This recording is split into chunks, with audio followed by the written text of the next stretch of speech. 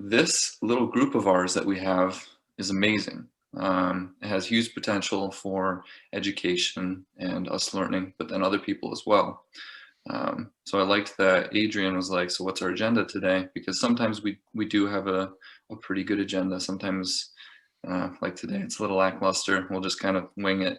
But I used to be part of a group of small businesses called Master Networks.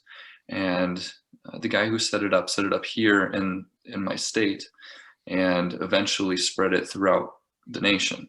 So I think there's 50 or so groups in different states, and they meet in these small groups. And I think it's great that it's a small group instead of like 100 people corporation, because at that point it's like top down, and then it's less poorly or more poorly run. Yeah. In that sort of sense. So I think really digging down to finding something that people really want from us and creating a video on it, like the training or talking about squats, just more hot topics, and then turning it into something bigger. And I don't have a plan for it or anything, but I thought I'd bring that up, ask you guys, because looking on the subreddit of personal training, I noticed that week by week, there's less comments, less discussion on the things that you post, Fred. And I wonder if that's a matter of, are these staying interesting or relevant or something that people want to see? But I think we could make it something educational and something that people really want to see, because we all have our own expertise. And I think we're a fairly smart group of people. Mm-hmm. Yeah, I think if people wanted to take this in direction of like a YouTube channel or something along those lines, all it needs is just a little bit more structure for the sessions themselves. And then on top of that, this is probably going to be the most intense part, like some editing. Right, like my favorite YouTube videos are the ones where inside the comments there's all the timestamps for the various topics. And then just cleaning stuff up. I know you're saying you chop stuff off at the beginning and you chop stuff off at the end so that it's a little bit more crisp, like it starts more in an appropriate spot. But if somebody wants to make a go of it, if we want to make a go of it, taking it further would be, a reasonable amount of work. Yeah. So obviously quite a lot of this hinges on me, and to be honest, I'm happy to do that. As so far, my kind of thought process on it was, yeah, sure. Like the ones I've been uploading, some of them are like an hour 40, and if you did a cut where it was like you cut out all the, well, I say noise, all the non-noise, all the kind of ums and ahs and all that stuff, it could be super valuable. But I mean, and I haven't ruled out doing that in the future. It's just at this point, I'm kind of seeing where it goes. Upload them. That we've still got the recordings. Can always cut them later. In terms of the timestamps, I think my video is really slow today. It's not plugged in. In terms of the timestamps, I'm going to do that this week. But yeah, no, I appreciate that the YouTube videos are kind of low effort at the moment. I do appreciate that, and that's not something that I'd be offended by or anything like that, of course. We don't want to put it on you either as like the one to put all this together, because we're all kind of in it together. Yeah. It does take a ton of time editing, as I'm learning right now, just hours of practice and researching, YouTubing how to do things. So yeah, and I mean, the other part of it, if you want to be really serious about it, creating a business plan and laying out what the stakes are, etc. Right? Like, for example, let's say, we decide, okay, we're never going to monetize any of these videos. But we're starting to get attention. So we have a turn-by-turn basis for virtual clients so that, we all get, so, first one, Freddie, goes to you, right? Second one, Daniel, Seth, right? If you're currently open, if you have a current slot and stuff like that, right? Because I've seen situations like this sort of turn into where a whole bunch of people are working on something, and then there's some sort of windfall and you haven't talked about how to deal with that windfall before it happens, and it's way harder to negotiate how you're going to divide $200 when one person has the $200 in their pocket and everybody's talking about it, right? Versus having it sorted out before you make your first $2, never mind $200, never mind, you know, clients start coming in or whichever.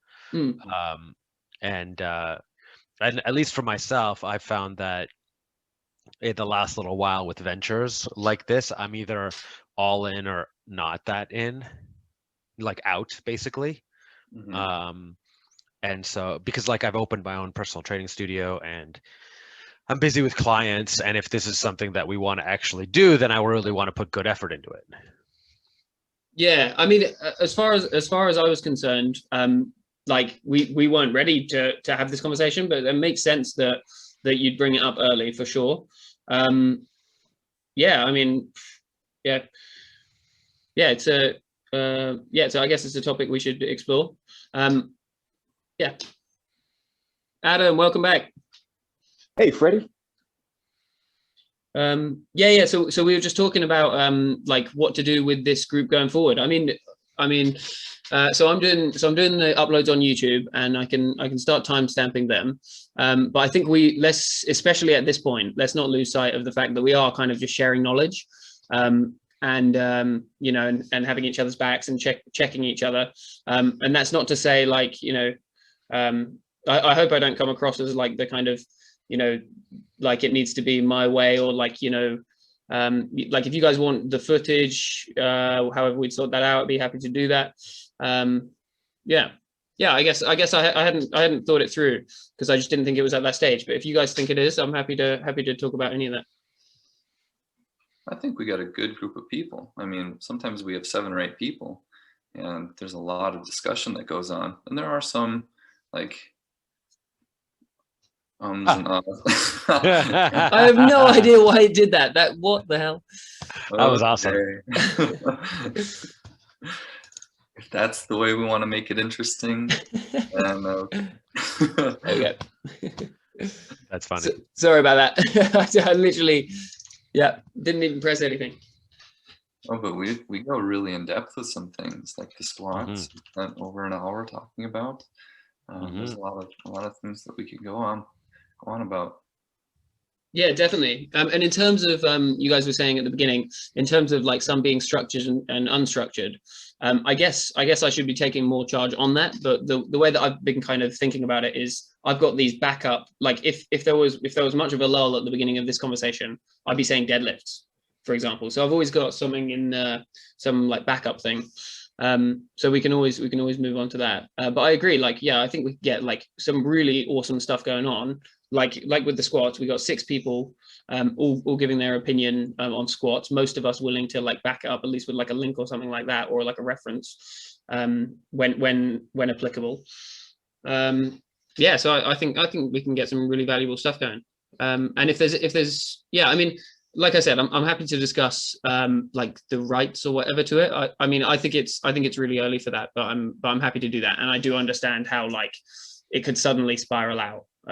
Although obviously, me being in the position I'm in, I know myself, and that I'm not like, you know, I don't have any real desire or need to like screw anybody over. But I guess it wouldn't feel like that, would it? But yeah, I think you do a really good job at hosting and being the talkative one, in which you are, and that's a great attribute. And you set this all up. You're the one who had the idea, and so we kind of all give you that power to decide where things go. You always have ideas. I've never come into one of these and been like, "Oh, Freddie doesn't really know what he's doing." No, you always have some ideas. Yeah. That's great. You always have something to talk about, and you could probably talk about it for an hour and a half straight. So that's a great attribute to have. you just wouldn't want to listen, but yeah, probably. Start dazing out. Couple things I'm wondering with this is, you know, just from like business standpoint is one, like what the target audience would be for this, because we talk about a lot of just general fitness topics as well, right? Which would be good for the general public. But then a lot of the things we talk about are just for personal trainers. So, I'm wondering, if this was something that was turned into just general fitness content, is that something we could even realistically compete with? I mean, the market is like saturated with things like that already. But on the other side, if this became more focused towards just other personal trainers in the industry, is that too small of a niche to actually be successful? Yeah, I have an idea. I don't know what your thoughts are. Yeah. Go on, guys. Yeah. I have an idea. So here, I'm thinking more layman than stronger by science, right? Not quite as like we're going to dissect these like medical journal articles and these studies and these reports, but definitely up from an influencer who does fitness, right? So definitely more informed, more practical, right? Like I'm not trying to say anything bad about influencers that do fitness, but I definitely see some that are incredibly popular and have probably never really have maybe led 10 group fitness classes and maybe trained one or two friends. They don't have hundreds of hours training people, but they're really good on camera, right? So we want to be a step up from that. And then I'm thinking, just because YouTube is so flexible, and it rewards you for length of video, right? There's like a magic number that you want to hit, so in order to be able to monetize it properly, because then you hit more commercials and stuff. Dividing it up so that the first part of the video should be useful for everybody that's interested in fitness and movement, right? And then the second part, so like if we were to talk about, here's like this again, me brainstorming, what does a squat video look like in the future? Well, it looks like us talking about squats and why they're useful, why everybody should be able to do them, some things that you should know about them, right? Then moving into some more technical things like what's the difference between goblet and barbell, high bar and low bar, and things like that. And then the last part of talking about squats would be from the point of view of a personal trainer. So at that point, with the little timestamps at the bottom, somebody who's not a personal trainer is still going to find 13 of the 20 minutes to be useful. Yeah, right? I really like that as a format. And what it does is okay, let me say this a different way. A gym owner that was doing was running a Brazilian Jiu-Jitsu gym that helped me to first start coaching people, was like 80 something percent of the world or 90 something percent of the world will always be a white belt, right? Very few people will ever progress past white belt.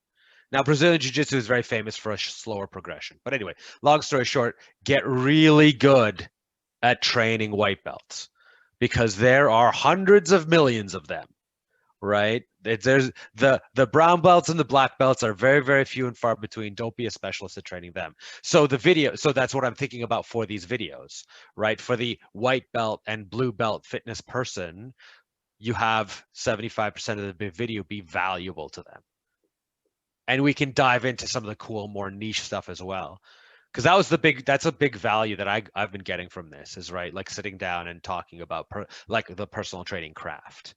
Because I can't be near anyone else that's doing personal training because of lockdown, etc. Yeah. So you start going from like squat tips to like how you give the squat tips. It like gets more meta as it goes along, kind of thing. Mm-hmm, mm-hmm. Yeah. Yeah, I mean, if you guys think, yeah, I mean, I've just been taking it as it comes, and like just uploading them. But yeah, I'll add the timestamps, and then if you guys want to do more of a, I'm definitely up for the more structured session. So we could, for example, taking that idea from Adrian, we could do like maybe deadlift, and at first we're doing like real basics of deadlift, like what it is. And then we get into like how you coach the deadlift, how you program the deadlift.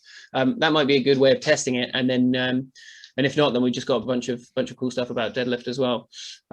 Yeah, I mean, I think we're definitely a group of people where we could make some valuable stuff. But to be honest, I've been thinking way smaller, just like doing what we're doing at the moment from now. But open to that. I have a question for you guys. Have we done any one-on-one training? Has anyone done any of that yet? I did. I trained Ali. Yeah.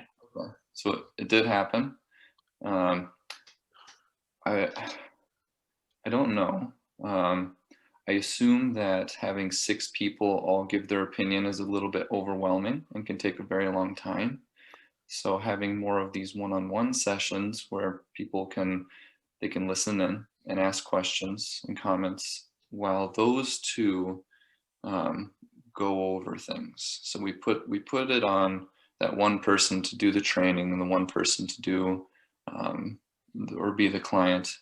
I'm just wondering how we're thinking less people talking about the subject overall can lead to a more in-depth conversation about it. Not to take away from these where we all talk, but having those and being a little bit more diligent in making those happen throughout the week. Yeah, I'm keen. So I was at the one with Adrian training Ali, and it was really good. You know, it was mainly so I think it was me and Lindsay. I'm not sure if anybody else was watching. Yep. And it was mainly just us watching, and then there'd be points like especially at the end where we like the floor would be open, so to speak. So I reckon that's a really good way of doing it.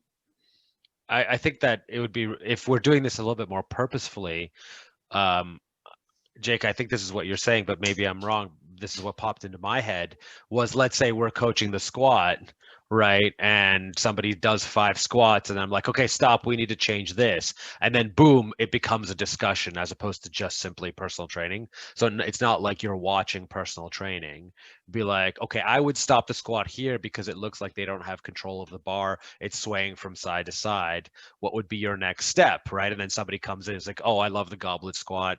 I love single side loaded kettlebell squats to help with stability. And then that's where the discussion happens. And then boop, boop, boop, boop, boop, boop, it goes back to the personal training session, next exercise. And then, I mean, in my mind, there's like fancy editing where it's like you're seeing the training and the trainer's in the corner and they're talking through it. And then when the exciting thing happens, like all of our faces appear and we discuss the topic. I don't know what kind of, like, this is just what my imagination says.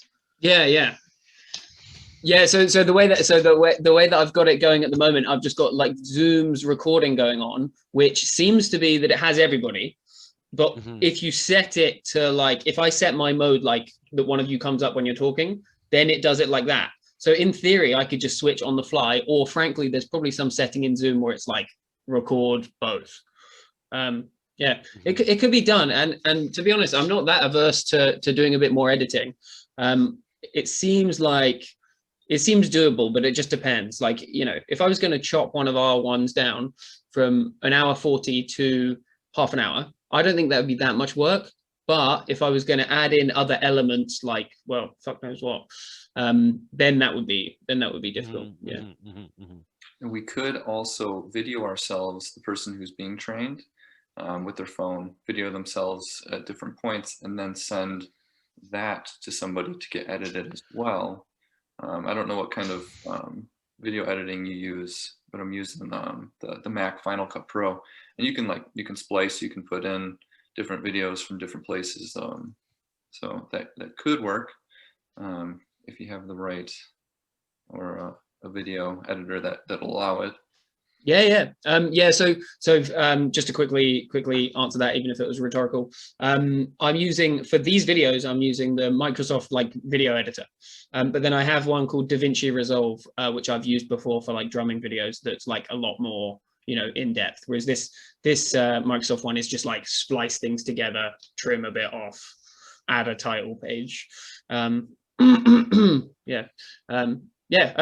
up for other people doing editing as well. Like I'm open to it for sure. Cool. Another thing to think about, I think, is having this be a video product versus something like a podcast as well, because, you know, I think some of the discussions that we have, there might have not actually been any compelling reason to have any video connected to it, like if we're not bringing any diagrams to the table or nobody is demonstrating an exercise, could it feasibly be something that would just work in audio format? So not saying it has to be like that, but just something to think about. Yeah, no. I definitely thought of that. I was gonna upload them at some point, to maybe use Anchor and just like upload them as a podcast, because I think the vast majority of our conversations, yeah, they would work really well just audio. Yeah, for sure. Yeah, so I think there's a bunch of questions then, because I like that a podcast that has supporting YouTube. A lot of not a lot. Some podcasts that I listen to have supporting media, right? But it's very clearly a podcast, right? And then on top of it, you like in the link of the body, here's the video of the riot we were just describing, and here's the video of that incident that we were just describing, and it supports that, right? But it's definitely a podcast. So yeah, like a lot of this, I think what the big questions is, who's our audience? That's one big question that I'm thinking about. How gung-ho do we want to be about monetizing it, right? So like business plan, division of labor, all that kinds of thing. And then, that leads to, there could very easily be sort of a hierarchy of like primary people that are working on it and then guests. Because if it gets more popular and more personal trainers come in, there might be times where, yeah, it's open forum and who knows, 25 people are in the Zoom and we're all having a free-for-all. But other times when we're delivering content, we want to keep it tight to the crew that we have decided are right. Or another one, like, if we're doing a seminar or something, because that's another way to monetize it, right? Like we're happy to come to you and do a training on X. Right, you have young personal trainers or new personal trainers or whatever, and you want training for them and you don't have a way to train them, we'll do it. Boom. Right. Anyway, so just spitballing there. Yeah. I guess in my mind, I was just miles away from monetizing, but like, something that could happen down the line in like these kind of, especially in like the secondary ways. Like once there's a bit of a name out, and like we're providing value to people. So in terms of, do you guys think it might be a good idea to maybe, let's use Reddit as the example, next time I do a post on Reddit, I actually ask for people's feedback on this. And one thing I was going to say before, actually, somebody was mentioning the kind of reception for the post going down. I actually think that's more of a novelty thing. I don't think enough people are watching the video through for it to be a what's it called, like a judgment on the quality of the videos. I wouldn't want to read into it that much. I do just think it's like a novelty thing, and like I'm just basically copy and pasting like the body of it, so I would say that I wouldn't read into that being causality. Yeah. So sorry, but my first thing I was saying, do you think I should ask for people's opinion on Reddit, or do you guys want to discuss more like between us? Yeah. Anybody got any more ideas? I think we should definitely, because right now it really is just sort of a free form discussion.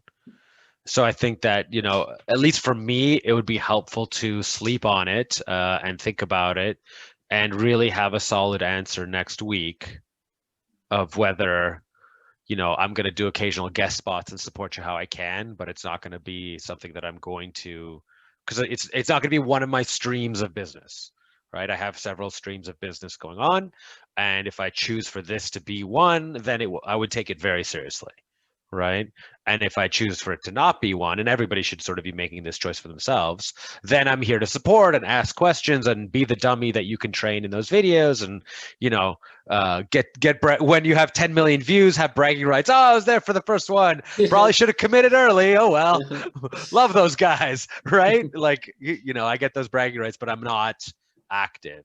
But then if after I sleep on it a couple nights, I do choose to be active, then being like, okay, this is what I feel like is a good commitment, right? Because there's this saying that for business, there's this saying that I like, it's good for training too, right? Like the best time to plant a tree is last year, but that's not available, so do it today, right? So if you want to monetize it and it's going to take 5 years for it to pay off your beach house, start today, So your beach house is ready in 5 years instead of starting next year, because that's how it's going to go, right? Yeah, I love that quote. I would say that there's, in terms of monetizing something like this, I think there is an element of I think it's not a fair quote, because I think you can do stuff too early, and if people aren't getting that much value out of it, and people there isn't that much reach, people don't know about it, I think you can monetize too early. But yeah, I know what you mean. It's good to just be proactive about it, isn't it? Well, I suppose if there's not, like, if we were going to take this seriously, then we would be a lot more active about promoting it and trying to get more reach, rather than just kind of just uploading it and being like, hey guys, look, and then just seeing who turns up. Yeah, sure. And I think for our own benefit too, making it more tight is better learning for us as well. So the time that we spend doing this is quality time. Not to say we can't have some fun, which we do, but I don't know. I thought it would spark some interest, potentially become something that maybe is monetized, but yeah, up to you guys. Yeah, for me, it's yeah. I mean, I haven't been as proactive as I could be, but my idea has been a kind of slow burn, but I like that all these things to bring it to the next level, I think are sick, are good. So yeah, I think implementing them, I'm definitely happy to. I mean, Fred, I think it is probably pretty early on to maybe concretely think about monetizing this per se. But I think another good thing for us to just brainstorm about is like why any of us came into this group to begin with. For myself, it was really just mainly because I'm doing virtual training now. I don't have this whole community of other personal trainers to chat about things related to my clients. I thought, okay, this is like a really great avenue to accomplish this. I can meet other trainers. We can talk about, our problems and our accomplishments together. So for me, that's what drew me to the product. Again, there is no product per se, right? Because we're not monetizing anything. But I think that's something to worth, think about, because, we're all random people and we came together to do this. And why is that? Totally agree. Yeah. Yeah, so in terms of my reasons, similar thing. It's to share wisdom. Like it's a cliche thing I write, but that really is what it is. Just like randomly you'll just hear. I don't have much of a peer group of trainers. Like I've got a couple of friends who are trainers, but I don't have people who I go deep with. And there's like for example in my drumming, it's like having other drummers around, you just randomly, you barely even realize that it's happening, but you just randomly get these really good ideas and motivation and stuff in your head. So that's definitely been a huge one for me. Yeah, sharing wisdom. Same. It's a lack of peer group, not able to see people, that has been invaluable. And I've always found that, like, if somebody who's not sure about something asks a question and I can't clearly explain the answer, I don't know the answer, which is a lovely opportunity for me to go learn something, relearn or learn something new.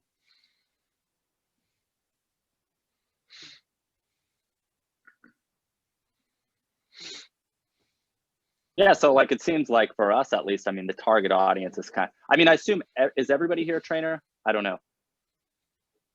Everyone trains. Yeah, so I assume at least for now, I mean, the target audience kind of is just other personal trainers, which could be a great thing in itself. I mean, this is this field is really, really growing. So it's definitely something that I think would be worthwhile. It's probably not too narrow of a niche. But again, I think it's still early on and it's good to like brainstorm these things. Yeah. I think it could contribute to the industry, because I think just general, I mean, training, if that's all I wanted, I just wanted some more knowledge about squats or deadlifts. I mean, like, I'm already a trainer. I can read a book on it. There are tons of videos on YouTube already about like what good technique is for squat. Again, a lot of it is crap, right? But I've been in the industry long enough that I can weed through some of that. So, this wouldn't have been my first choice necessarily for, how can I get some pointers on some technique for exercise? But Yeah. Definitely, as far as getting the perspective of other trainers in the industry, super, super valuable. Yeah, I think that's kind of the unique selling point of us, if you will. Like, you know, there's a reason why I haven't posted our videos on, like, you know, the Reddit fitness or something like that. It's because, you know, I think yeah, it's like personal trainers for personal trainers for the most part. Yeah, I think that's who'd be getting the most value here. If that's the way it stayed, I'd still be super happy. Yeah. So this could even be a thing like where, you know, we could post out to personal training or even cross post it on other subreddits, different topics that people would be interested about hearing, right? Because we don't have to bring in the topics ourselves. We could just get that from other people. And, you know, that would be a great opportunity to bring other people in and say, oh, well, why don't I listen in, or I'll watch this video, or these are the different topics that are discussed. So again, just ideas, but. Yeah, so I'll add that in. I'm just gonna make a little note. So yeah, I was gonna add the timestamps in. Although I don't know about you guys. Maybe I won't upload much of today's one. If we're still just spitballing random ideas rather than talking about stuff. I think it'd be really valuable. You think? Yeah. Okay. Yeah, I think a young up and coming personal trainer listening to a bunch of folks try to figure out whether it's worth it to spend several hours a week to try to monetize a conversation on YouTube versus spending their time personal training. Like, is this a legit revenue stream? This is the real, it's a real topic. This is what like, I mean, how many of you are like employed by a big box, sort of your employment's out of your hands and you have sort of a salary? Probably none. Right. Yeah. So basically, what are 6 entrepreneurial spirited personal trainers going to do? Right. And like, are they going to choose to spend any of this time? Like, Adam, I think it was you a couple of weeks ago, you talk about you take your clients on a hike, right? Oh, you're muted, Adam. So I live in Portland, Oregon. And we only get like maybe 4 months of decent weather out of the year. I'm considering just hopping in my truck and training from the road for like 4 months. Yeah, there you go. Taking my weights with me, taking my gym with me, and just training on FaceTime from the road. And also, you know, meeting up with people if they want to come out and meet me. Yeah. So exciting, new, fun stuff like that would be like really cool to talk about for people who are basically thinking about being personal trainers, because this is I think this field specifically, there's the landlord / owner makes all the money and the trainers are grunts, and the product reflects that, or the personal trainer tends to be a entrepreneurial type that either is renting space or has their own space or has figured out a way, makes most of the money, right? Of the $50 session, you're probably, after your overhead, you're making $40 an hour. You're making 80%, 90% of what you charge. And thus the quality of the product is way higher and you're much more invested. And so that type of entrepreneurial trainer that is really dedicated to the craft and to delivering good product, that's inspiring to listen to that person, right? And that's what I'm trying to do. I'm curious for my US people, if you're classified as LLCs or otherwise. Yep. I'm in Canada and it's quite similar legally, and it's sole proprietor. Is that's a bit different than an LLC? It's a bit different than an LLC. Different, but there's some similarities. I recently became an S Corp, which means that I hired myself and I pay myself a salary. It's kind of just a way to keep your taxes lower. Right. It's also a way to get access to like unemployment and health insurance. And I'm sure Canada has something similar, but wow, Absolutely. It makes an enormous difference. And contributing to your 401k, all those types of things. Not to get too far into the weeds, but that's what appeals to me about this is more the business side of things and the creativity side of things. Just trying not to get stagnant, trying to stay fresh, and also when you're a trainer, people want to see that you're doing cool shit. Oh, and if you are not doing cool shit, people probably feel like you could be anybody. Anybody could fill the gap that you occupy. So that's kind of why I'm here, is I kind of want to see what you all are up to. I want you guys to see what I'm up to. Yeah, absolutely, Freddie. Yeah. That's really cool. Yeah, yeah. There's my partner is the similar, different field, but the S corp style, right? And for in Canada, it depends. The big thing for in Canada is just your income level.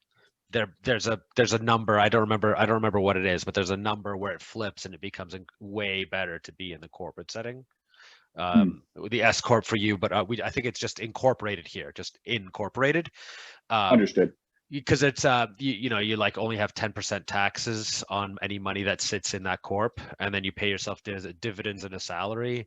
And if you can pay if the combination of dividends and salary that you need to actually live is low enough, then you save a huge amount on taxes.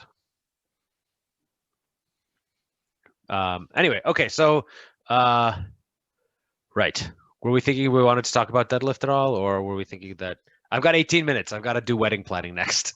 So of all of us, who has that stuff at home? Who has a barbell set up at home? I certainly don't. I'd love to. I'm curious how many people do. Freddie does. Oh yeah, I've got a whole studio. I've got my own private training studio. I'm along those lines too. Yeah, I've got a little home gym that's got yeah, definitely the barbell and the rack and stuff. Have you not, Adam? I just purchased a house, so that's my summertime goal, is to build out my garage into a gym. So I'm just nice tailing behind you guys. Nice. Yeah, yeah. I think the like very, very relevant to what you're saying. It's like, how many people are you teaching the deadlift to at the moment? And for me, that's zero. That's because the thing too, is how many people's clients have that set up at home? That's the real question. Or do you just use, you know, clients with dumbbells type of thing? Yeah. So as in, yeah, like that, like one of my clients at the moment, they have like a dipping station and like bands, and that's it. But then, you know, the other people just have literally nothing. So you've got to, yeah. So deadlift is a tough one. But I find what I've found based on my sample size, that people usually have something. I find that they'll have something. They'll have light dumbbells, but you can't like deadlift. I've not had anybody online who has the setup for a deadlift, even heavy dumbbells. So one of my clients came to me and they have 2 chairs, a broomstick, 2 bricks, and an accordion. And deadlifting 100% is part of their workout. So we do accordion deadlifts. We do straight-legged accordion deadlifts. We do traditional accordion deadlifts. We do B-stance accordion deadlifts, and then I superset them in order to actually be meaningful. So for example, a superset might look like 8 traditional deadlifts with the accordion, B stands left for 8 with the accordion, B stands right for 8 with the accordion, and then 8 more traditional, because we can't load up. So one set of deadlifts for this person is 32 reps. And they're getting the sore glutes, they're getting the sore hams, they're getting the mobility. And so, yeah, so I think that if you want deadlift to be part of your client's workout, another client did rice bags in their cooler. So all the rice bags in the house and the cooler they take camping, and that's what they're deadlifting. So if you want the deadlift to be part, if you want the deadlift to be part of your workout, I am a big advocate that you can make it part of the workout. If you've ever helped someone move, you've deadlifted. And if you ever in your life plan on helping someone move, you will be deadlifting. Therefore, it's extremely important to practice with X, Y, and Z. And if you want it to be pain-free, I'm your guy. Or not end up in the ER, yeah. So yeah, there's that part of it. That was a fun Instagram story, being like, so I've got an accordion and 2 bricks, make a workout. And I'm like, here you go. Right. I'd never thought of that, because deadlift, it would just be my entire reasoning would just be, there's no way I can make something heavy enough to be like under 20 reps, so it's just not going to be viable. But actually, yeah, if you're really wanting to teach people like deadlift, I mean, you know, I've done like single leg Romanian or something like that, but that can barely be counted as the same thing. I mean, you know, it certainly, you wouldn't teach it. You know, you can't. You know, it's not the same thing. Yeah. So one of the things that calisthenics taught me was that when you don't have weights, you make the lever or you make the movement more challenging with position, right? So you just said it, right? Single leg, Romanian. Like, I challenge anyone to to give me their PR, like their 4 rep max deadlift, and then get anywhere near that with a single leg Romanian, right? So you can still find a challenge, and you can do volume work. That's actually what I'm doing right now for myself as an experiment. There's a doctor that has been studying hypertrophy specifically, and their conclusions right now seem to be pointing to it doesn't matter the rep range, it doesn't matter the amount of weight you use. What matters if you go to failure.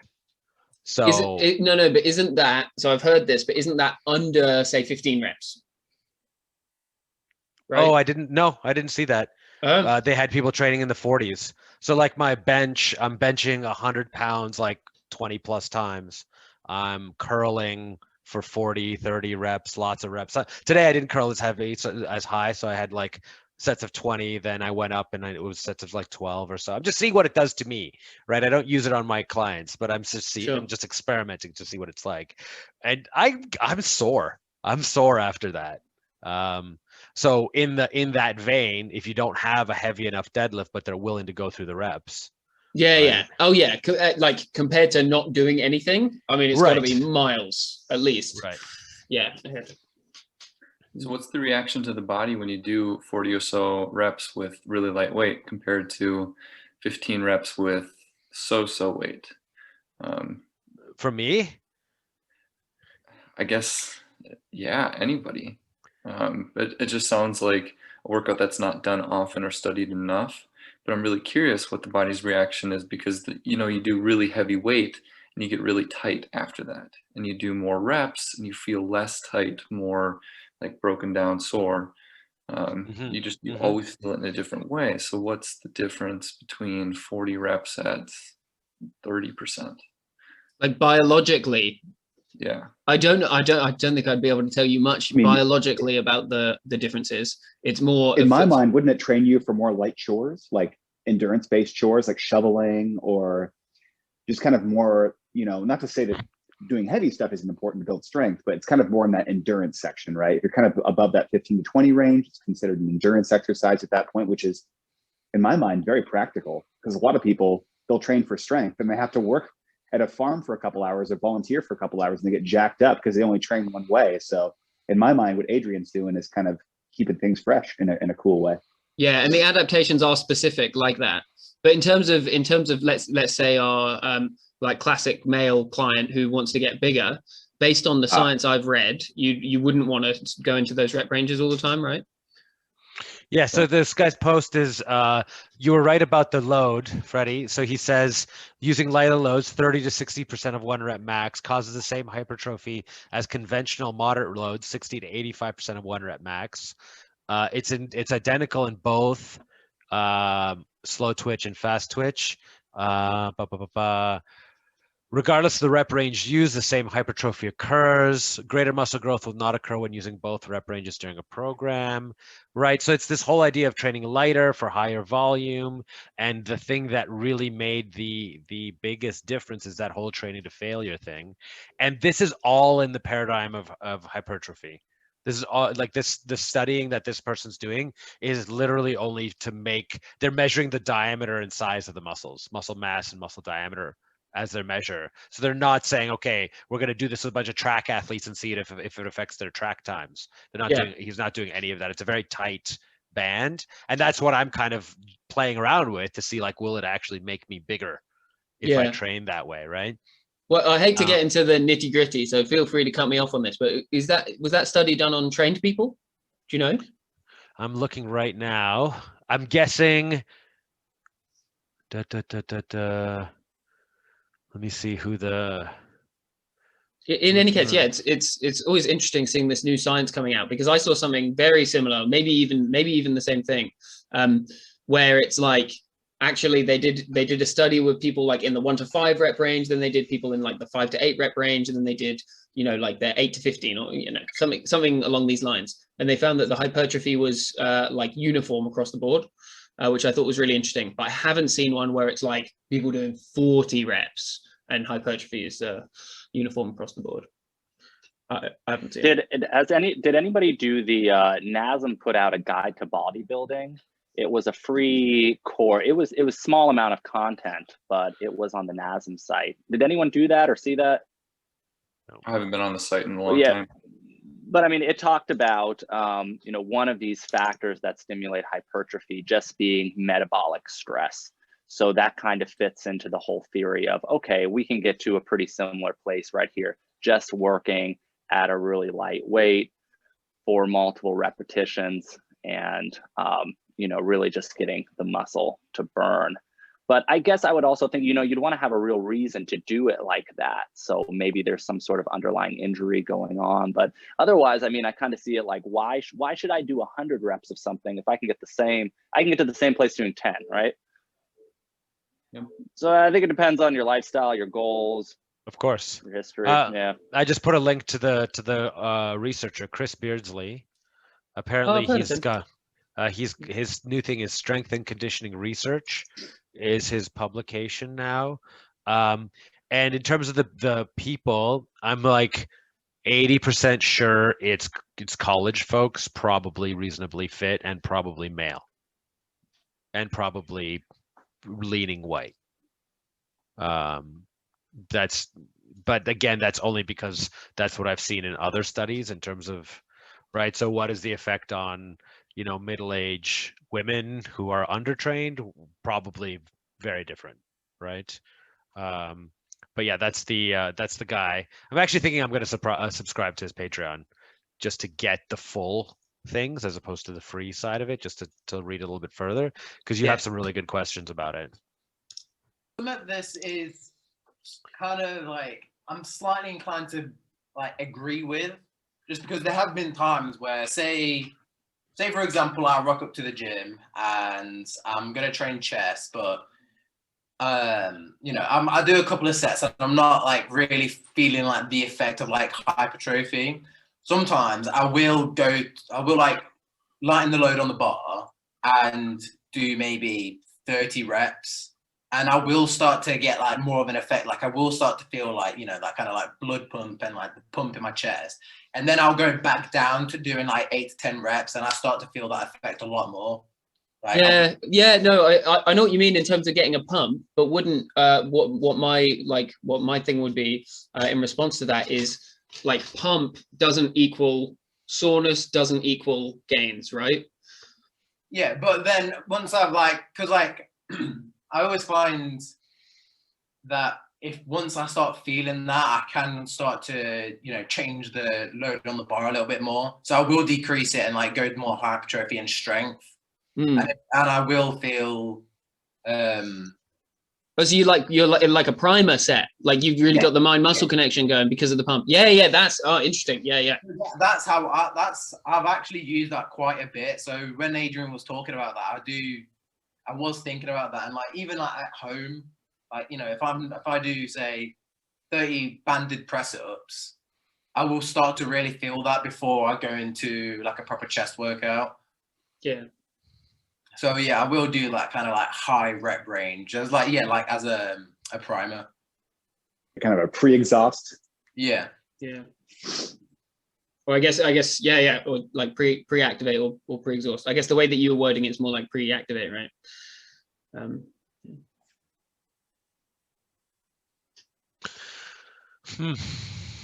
I'm still very distracted by the idea of like growing this into something bigger. While we're in a lull, can I ask you guys which squat/barbell rack that you have and whether or not you're happy with it?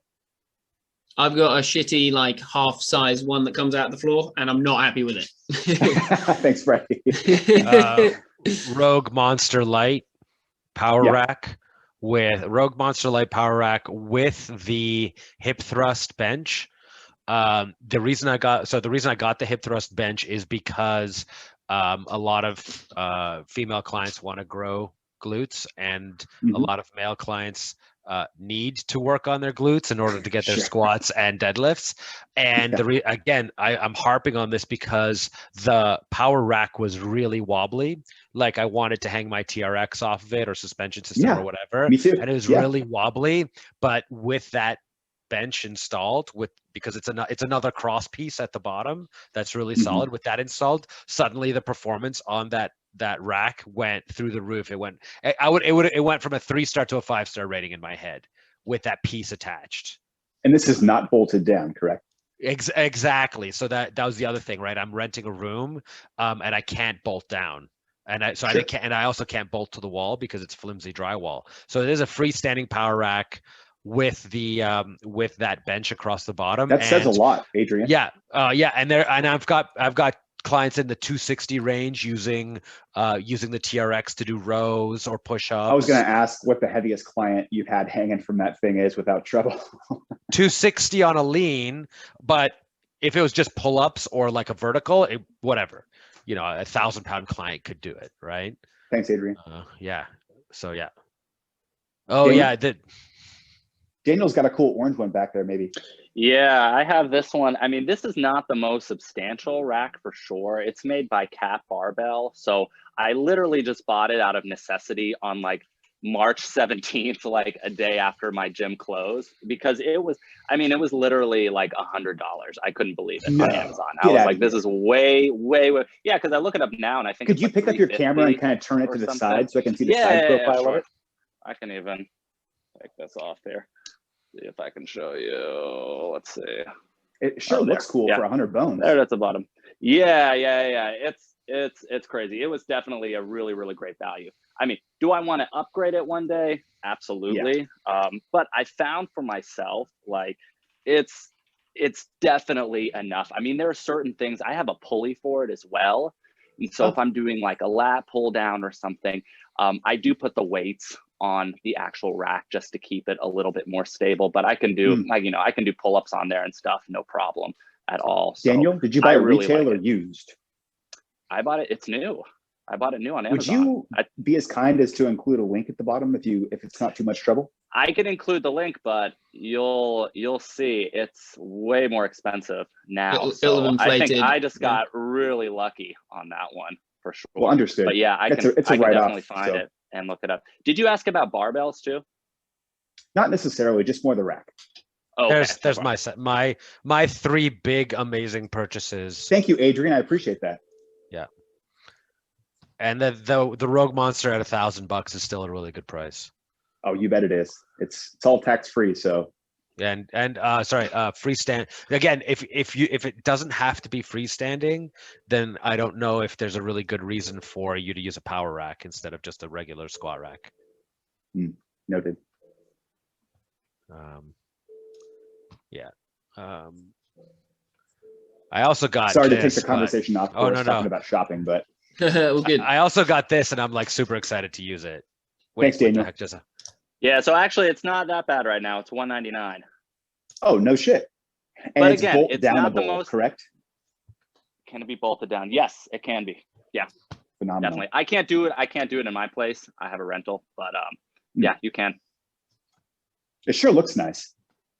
Yeah, thanks. Yeah, I so mean, they're how do definitely the pulley better, systems more work? substantial. The pulleys have pegs that go into the holes. Is that kind of how it goes? It does. Yeah, it has. Well, I have mine from Spud Inc. I don't know if y'all know them. Rogue Fitness sells them as well. Yep. Let's see if I can get mine down right now. Well, basically, it's got one of these things, so I can just stack all of my plates onto here, and then I have my handles with the pulley that I can pull down. So there's another attachment too, which I don't have, which you can do like a horizontal type of pull a little bit better.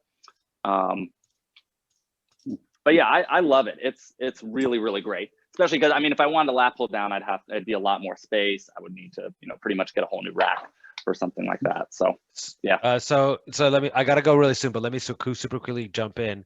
So for that pulley system that Daniel's talking about, it requires a little bit of space, but I use the safety bars of the power rack, you know, the ones that you set up. If you like fail, it will fall on those instead of on you. So because those are adjustable to many different heights, that's what I attach my pulley to. So if I need a client to do a horizontal row, I'll put that mid height, attach my pulley to that. Sure, they have to back up more to get the plates off the ground, but you can do a mid row and it's pretty quite serviceable. But then if they need to do sort of an angled row or a downward row, then I'll attach it at the top. But those spud pulley systems, all of that is really, really like so much versatility. And if you get two of them, you can attach one at the top and one at the bottom, and then you can end up doing things like bicep curls, rowing at an upward angle, tons of versatility with these like single pulley or multi-pulley I couldn't systems. quite tell if it was a cable that reeled into a pulley or if it was more of an elastic thing. I couldn't quite tell how it works mechanically. It's a solid cable on a pulley. On one end, it usually attaches to a T. So, I think Daniel's is fabric. Mine is a metal T, and so the plates slide onto the T. Carabiner, cable up to the pulley. Cable continues to the hands, and you pull. Sweet. And is the spud nice. The universal term, or is that more of a trademark term? Oh, that's a commercial. That's a commercial company. Oh, okay, gotcha. You see it now a little better here? Oh yeah, for sure. Oh yeah, I see what you got going on. Yeah, so this side right here, I would attach the plate thing onto, and then I pull from here. Yeah. That's so radical. It's very old school. My ceilings are not so high. Yeah. So I can just sit on the floor and do you know, like a lat pull down from there. You know, so, but really, I mean, I can't recommend it enough. It's awesome piece of equipment. I appreciate the advice. It's amazing how quickly the traditional cable towers have issues. Working at big box gyms, there would always be a problem with the pulley system or the cable itself just being stressed out in there. I would imagine something like that is less prone to just those overuse type of problems. Maybe. Yeah, definitely. There's a link to a package from Spud. Obviously, it's got take it or leave it pieces to it. Okay, nice. I gotta run. I can't be that late to wedding planning. Okay, bye everyone. Take care, Adrian. Right. See you, Adrian. See ya. I've also got about 10 minutes before I need to drive my wife to wine tasting. So cool. Yeah, I said I'd watch some football with my my sister's fiance, so I'll do that in a little bit. So for the next however long we got, is you guys want to keep discussing equipment or anything else? Up to you. Would you guys ever want to train together and do the same workout together just for fun sometime? Yeah, that'd be cool. Always looking for something new to do. This is a reasonable time to train for me too. Just like, you know, late morning, early afternoon. I don't know what the hell time it is for you guys, but this is a nice time to work out for me. Yeah, evening time in England. Yeah, it sounds like we're going to be doing more one-on-ones with people like optionally watching, and I reckon some group ones would be sweet too. That'd be rad. I teach a group one at the moment. Quite like doing something. Yeah, I teach a group one at the moment, and I'll have to admit I think it's kind of boring the way that I teach it. So I'll be up for. What's that? Why do you think that, Freddie? Well, it's like the structure it's all like, well, a lot of it is like 45 seconds on, 15 seconds off, because it's got to be group, it's got to be no equipment, it's got to be like lots of people can do it at the same time, different skill levels. So you've got to be throwing out like progressions and regressions for the exercises. So, you know, I'll be up for getting inspired by some other online classes for sure. What I've been doing recently that's really been fucking me up is like EMOM. What's that? Yeah. Every minute on the minute. All right. I've been doing that, and that kills me every time. I don't know what it is, but I only do like 10-minute workouts as well with them, and it just destroys me. I enjoy watching those. Yeah, because it's really intense. I might steal some of them for my class actually. Not too long ago, that was 10 kettlebell swings into 10 burpees, and I was dying after. My hamstrings and glutes were killing me. Yeah, not to change the topic too drastically here, but do any of you have any experience training children or young teens? I did a children's fitness class for like a couple months, but okay. So I had random games, like it was quite funny. One of my things that I did was basically like a drinking game. But so there's a deck of cards on the floor, no alcohol, no alcohol. YouTube, no alcohol. There was a deck of cards on the floor, and like when they turn over a card, they'd have to do that action, or some of them will be like give the action to somebody else. So they found that really fun, because I found you can't do it like normal exercise, because you're going to have at least a proportion of the kids who do not give a shit. So it's got to be like gamified, right? So that's one of the games I could think of, like a deck of cards on the floor, like you're playing Ring of Fire, essentially. Yeah, I was gonna say, do you play Ring of Fire with a bunch of kids? Yeah, no alcohol, but yeah, dude, yeah, no, it went down, it was a hit. And then like a lot of the exercises would be like fun stuff, like it'd be like crawling through a tunnel. There was like a little, like, half a meter long tunnel or something like that. So one of them would be that. They try and be like fun exercises, maybe skipping. There was a bunch of skipping ropes in that little studio where I was working. What age range are you talking about, Daniel? Well, so I have a 13-year-old, barely 13-year-old that I'm training right now, but I've trained him on and off because I've trained his mother for like 4 years. So I've trained him on and off here.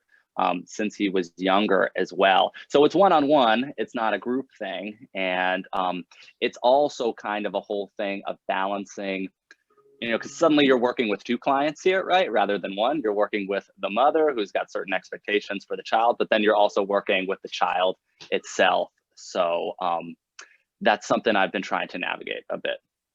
That's kind of fun. I would say it definitely is. A 13-year-old is a little bit easier than like a 6 or 7-year-old who's running around, doesn't really care. I've trained a 14-year-old, and definitely can't do the same thing as like an adult can, but I think for the most part they can do a lot of things just at lighter weight. But you hear like, don't have children lift like heavy things, like don't do heavy squats or any of that. So I don't have much experience with that kind of stuff. But like plyometrics and those kinds of things that kids love. Yeah. I mean, I don't think I have too much of a problem with the exercise selection per se, but it's more of a situation where mom has a lot of weight loss goals for the child. The child doesn't really care about those things too much. Yeah. Very, very tricky, right? Very, very tricky. Hard enough dealing with an adult with those things, right? Male or female? Male. Yeah. How do you make that fun? What kind of workouts do you do with him? Well, so right now it's even harder because now it's virtual that I'm doing with him. So in person was a whole other thing. So he's got a set of elastic bands. He's got a couple, lighter dumbbells. He has a set of 5. He's got a set of 10 to do. So, we do push-ups, we do squats, we do shoulder press, we do rows. So good variety right here, but it's a kid. The attention span's not going to be there. The maturity is not going to be there. So am I always worried about 3 sets of 12? No, sometimes it's 1 set. Let's move on to the same thing. So, and then also it's got to be, I want to make it fun as well. I mean, I think one of the best things to do with that age group is just to instill really positive emotions around exercise itself, right? So they actually Daniel. They want to do it on their own. But then, as I was saying, then there's also the parent side of it, where the parent doesn't want all the joking going on, wants things to be a little bit more down to business. So it's trying to balance that between, all right, let's be really efficient and good with this, but also, leave time to have it be fun and stuff. Yeah. I don't really have the answers to it. I'm trying my best right now. I hope I'm doing a good job. He seems like he's enjoying it. But I think finding that balance is something we're all trying to do, Daniel. Yeah. So I have a question about this specific situation.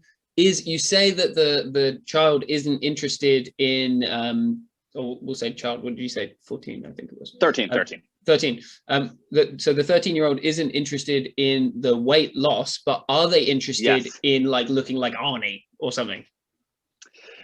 No. But they just don't care. Not really. They don't really care. Yeah. So, you know, the kid is active in other, I mean, the kid is signed up for hockey and stuff too. So the kid is involved in different athletic and physical activities, but, you know, it's more so that he's been signed up for these things. So as I was saying, so that's what I see as like the biggest issue from my standpoint, is that the kid doesn't seem as interested in exercise, or doesn't see the value of exercise, or whatever it might be. And then trying to balance that with the parents' expectations. So Yeah, I mean, that's it sounds like it's going quite well. What I would say is good about it is that what I would say is good about it is that at least like it's obvious that they have these differences. At least it's obvious. Yes. It's like you're always in the position. Like, hopefully, I would really hope that the mum isn't looking at you and being like, "Why isn't he solving this paradox?" Like, hopefully, she's looking at you like, "Oh, tough break for Daniel."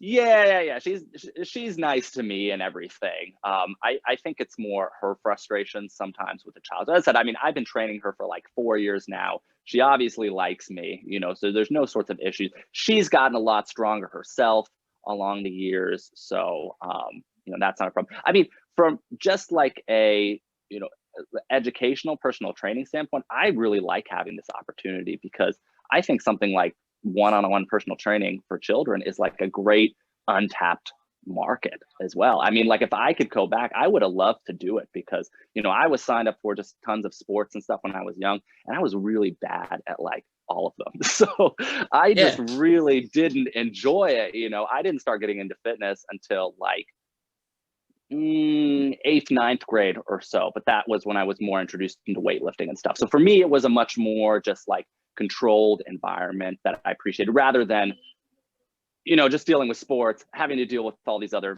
uncertainty factors dealing with it and stuff. So I think it's a really great place that personal training might go one day, but I wonder, you know, what's the best way to navigate that? Because like in a group setting, like I like what you're saying, Fred, it's like, you know, you can come up with different games, and, you know, all the kids do these different exercises and stuff, but it's hard one-on-one. It's tough.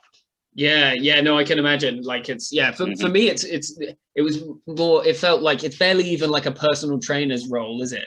It's like my one. It was more just like it was basically like babysitting in a way, and like it really was a bit like that. Yeah, sure. There's got to be some like incentive for the kid. Somebody that comes to you directly is like, okay, I want you to tell me what to do. But this kid is like, okay, I have to come here. So he's got to look forward to something, right? He's got to have some little small goal. So maybe having like a little questionnaire for him of like, what do you want to be better at? And that puts it on him. Okay, I want to be better. I want to be better at jumping or running. Because if he's a little overweight, he's probably not great at those things. And thinking about being better than at those is motivating. And so you say, okay, today we're gonna work towards that goal. I don't know. Like that. Yeah, I'm sure he does. I'm sure there are things that he would like to improve at. My random little guess as well. He may very well want to lose weight. He just doesn't want to talk about it much. Like he just, do you know what I mean? Like, or he might want to look like Arnie, but he also doesn't want to talk. So I reckon the more you work with them, the more that stuff will come out. But like Jake was saying, like I think you could. Yeah, I'm not sure how I'd go about it. I think I'd just try and like lace stuff into conversation and get a vibe, rather than do it on paper. But I think both ways could be interesting. Something else that, not to, you know, take a turn in the other direction, but something that I've dealt with a lot, and maybe you all have as well, that's somewhat of a similar issue, is training the spouse of somebody else that you're training, and sometimes balancing the spouse's expectations for their spouse, right, and your new client's expectation. I don't know. Do you all have an experience with that? Not with training both. No, I haven't trained both, but there's like situations where I know both of them, and they're both chiming in. But I haven't. I'll let other people talk, because I haven't had any difficult situations like that. Yeah, no, I haven't either. Okay. Is it one-on-one, or is it? Yeah, one-on-one. Yeah. So I've had. Do they train simultaneously, Daniel? No. Okay. No, they'd be separate one-on-one sessions. So yeah, I've had situations where I've trained, one, and then the significant other came in later. I've also had situations where it was, like the spouse or the significant other initiated it for their other, which is maybe less common to deal with, but yeah, it's just an interesting thing, because when you're doing one-on-one, you think a lot of times, oh, I'm just kind of working with my one client right there, but then you consider the other people in their lives and what their expectations are for it. Yeah, I think I've forgotten who was it made the joke. I think it was you, Daniel. You're joking, like, it can be tough enough when it's one person. There can be enough conflicting like goals and interests when it's one person, let alone when it's a whole bunch. Sure. Yeah. Yeah, no, I don't have much insight there. I mean, the obvious, okay. the obvious I don't ones. think I did either. But I said, that's why I like this group. You just throw out those things.